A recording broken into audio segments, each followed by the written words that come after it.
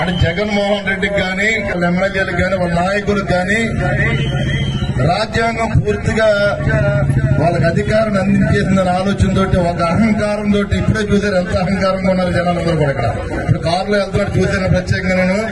అంటే ఒక్కొక్కడికి ఒళ్ళు కొవ్వెక్కిపోయి చేస్తున్నారు. అంటే ఒక్క విషయం వీళ్ళ తాట తీర్థం 5 సంవత్సరాలు కూడా ఒక్కొక్కరు తాడు ఎలా తీయాలో తీర్థం ప్రతి ఒక్కరిది కూడా ఈ కొవ్వు కరిగింది ఒక్కొక్కరిని కూడా.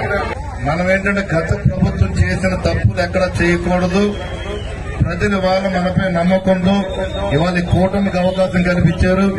అదేవిధంగా నియోజకవర్గంలో కూడా ప్రజలందరూ కూడా ఇవాళ అన్ని వర్గాల నుంచి అన్ని పార్టీల నుంచి కూడా ఇవాళ ఈ కూటమికి అవకాశం ఇచ్చారు.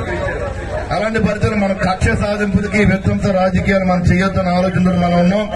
కానీ మనల్ని రెచ్చగొడితే మటుకి మనం తగ్గేదే లేదని చెప్పి తమ్ముడు కూడా చెప్తున్నాడు. ఇక్కడ దేనికి తగ్గేదే లేదు. ఎవడైనా మనం అనవసరంగా ఎవడి జోలికి వెళ్ళొద్దు. మన జోలికి ఎవడొచ్చినా సరే ఊరుకోవద్దు చెప్తున్నారు. ప్రజలందరినీ కూడా నియోజకవర్గ ప్రజలందరికీ మనం న్యాయం చేయాలి. అది ఏ పార్టీ అని కాదు, ప్రజలందరికీ కూడా చేయవలసిన బాధ్యత నాపై ఉంది. కాబట్టి దానికి మీరందరూ కూడా సహకరించాలి. అంటే ఈ వైసీపీ ఎదవలకి ఒక్కొక్కడికి కొవ్వు ఎక్కువైపోయి కొట్టుకున్నారు వాళ్ళు. అది మీడియా వాళ్ళు కూడా రాయండి. అది ఇప్పుడు అవుతుంది.